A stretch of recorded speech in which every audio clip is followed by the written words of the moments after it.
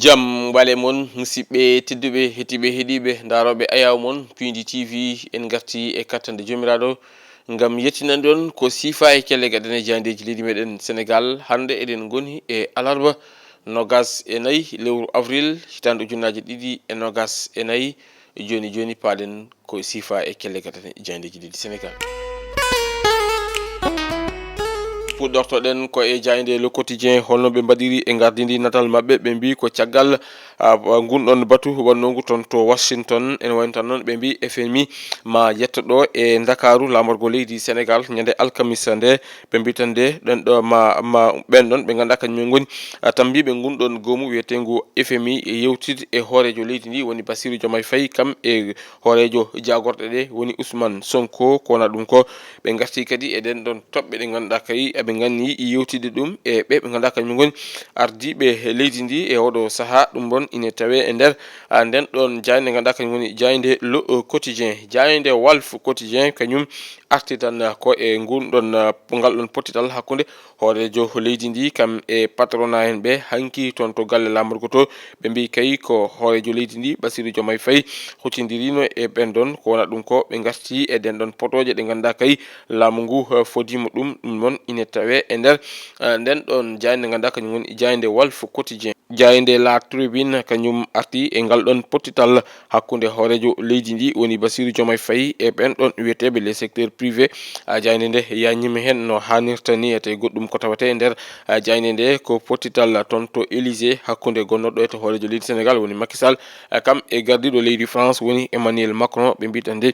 ko rencontre secret woni kay ko waɗi toon to Élysée. Ɗum ɗon musidɓe men jaydiyankoɓe ɓe Tribune jaññima hen e nder nden ɗon jayde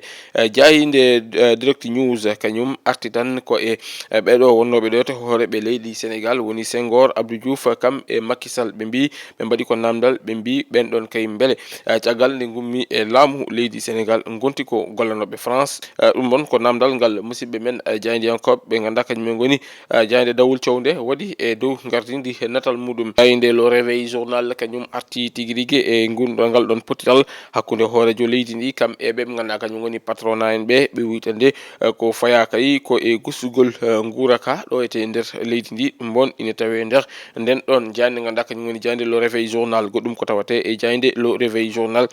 ko on ɗon ɓiɗɗo leydi guinenajo taw ko blogueur on ɗon caggal nde on nangono o waɗa condamné ɗo ede nder leydi. Ɓe mbi tan de ko ɗaccitama kanko Djibril Aguil Sylla. Ɓe mbi noon so tawi o renaki o jogori ko yaltinede e leydi ndi ɗum ine tawe e nder nden ɗon jayde ganduɗa kañum woni jayde Le Réveil Journal. Jayde Le Rewmi Quotidien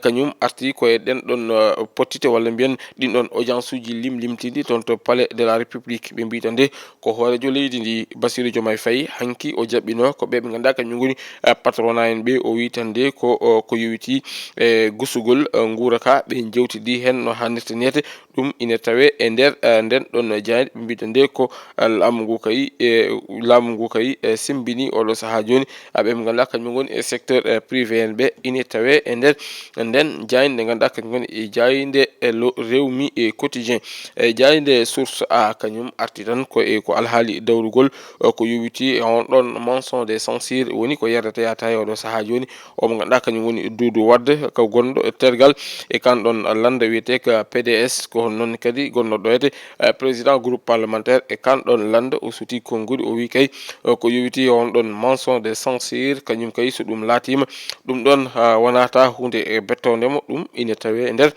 nden ɗon jayde ganduɗa kañum woni jayde Source A e hello muɗum nayyi. E jayde L'Info kañum arti tan ko e ngal ɗon pottital hakkude hoorejo leydi ndi Bassirou Diomaye Faye e ɓe ganduɗa kañum goni secteur privé en ɓe. Ɓe mbi tan de ko laamu ngu kay nena gollo ngam wawde ustude guuraka woni tan fewnude ko wiyete ko climat social o ɗo ete e nder leydi ndi. Ɗum bon noon ine tawe e nder nden ɗon jayde ɗe ganduɗa kañum woni e jayde L'Info Quotidien. Jayde Li Quotidien jayde groupe origine SAD kañum arti e gunɗon jillu golla ngal ɗon pottital ngal ganduɗa hoorejo leydi ndi waddi ɗum e ɓe ganduɗa kañum woni patronat en ɓe kam e syndicat ji ɗi. Ko wona ɗum ko ɓe garti e ko yaaji e ko ganduɗa kañum woni ko ko tonto fulawoji woni bande de fulawo ɓe mbi ko ina tolni e ujunere hectare ko ɗum kay woni ko femba ha laaɓi ɓe mbi tan de ko tuggi hitande ujunnaje ɗiɗi e sappo e jeetati faade hitande ujunnaje ɗiɗi e nogas e tati kamɓe musidɓe men jaydiyankoɓe ɓe garti hen no hannirta niyete e nder nden ɗon jayde e li e quotidien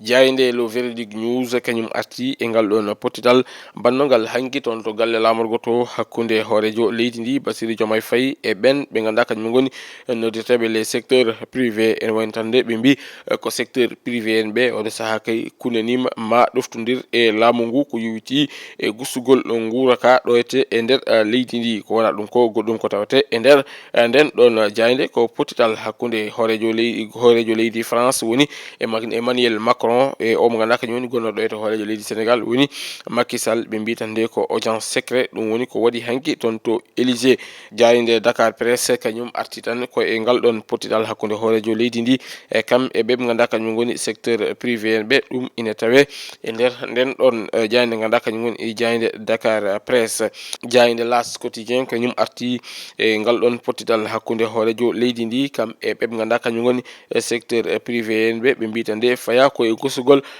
guuraka woni prix ji ɗiyete ɗo e leydi ndi ɗum ɗon noon ina yaaji e nder nden ɗon jayde ganduɗa kañum woni e jayde L'As quotidien jayde L'Indépendance kañum arti tan ko e keblanogol hono nden ɗon lulde alliyankore woni Daka Madina Gounass ɓe mbi tan de ko batu waɗi hanki hakkunde ɓe ganduɗa kañum goni tambiɓe ko yowiti e juɓɓingol Daka e hitande ujunnaje ɗiɗi e nogas e nayyi kam e jagorɗo tambiɗo gueɗe nden ka e kisal leydi ndi woni tan ɓe mbi ko laamu ngu kay hunanima ma Daka o wat e dow e jaam e kisal ɗum ɗon ina tawe e nder nden ɗon jayde ganduɗa kañum woni e jayde L'Indépendant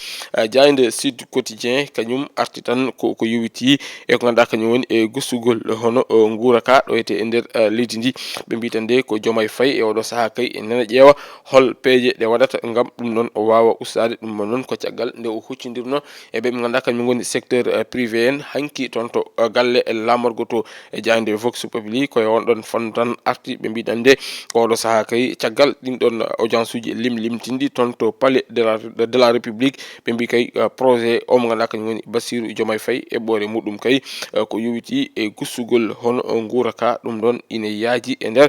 nden ɗon jayde nde ganduɗa kay ko kañum woni e jayde Vox Populi e jayde Stade Quotidien jayde coftal ɓalli ɗe dokku ɗo guddeten jaydeji meɗen kamɓe musidɓe men jaydiyankoɓe ɓe garti tan koye on ɗon suka Sénégal najo to Crépin Diatta peto toon to AS Monaco ɓe mbi tan de ko Crépin kay oɗo saaha woni ko e ɗaɓɓade ngam wadde qualifié e ko wiyete ko C1 woni Ligue des Champions goɗɗum ko tawete e nder jayde nde ko piggal ngal ɓe ganduɗa kañum woni Arsenal fiɗum kippomo Nicolas Jackson Chelsea logguitoyi e ndiga ɗum onno ko hanki toon to Al Emirates Stadium ko wona ɗum ko goɗɗum ko tawate e nder nden ɗon jayde ko yowiti e axe central woni e kippo gendi leydi Sénégal ɓe witande ko banggue gauche o ko nayo goni e foɗodirde poste uji ɗiɗi noon ɓe mbaɗi noon ko namdal ɓe mbi beele faya ko e sertude e Abdou Diallo ɗum ɗon noon ko namdal ngal musidɓe men jaydiyankoɓe mbaɗi e hello mumen arwaniwo e nden ɗon jayde wiyetede jayde Stade Quotidien goɗɗum ko tawate hen ko yowiti e championnat mo leydi Sénégal ɓe mbi tan de ko pottital pattam lamal jogori wadde hakkude Génération Foot kam eɓe ɓe ganduɗa kañum woni Casa Sport hayso ni woni Casa ene woni e caɗele ɗum woni ko tawate e nder nden ɗon jayde wiyetede Stade Quotidien musidɓe tedduɓe hettiɓe heeɗiɓe daroɓe ayaw moɗon Pindi TV ko ɗum ɗo wonno komin keɓ noon robindonade ko sifa yoga e kelle gadane e jayndeji leydi Sénégal aadi meɗen e jayndeji ko janggo wonata so guen haaji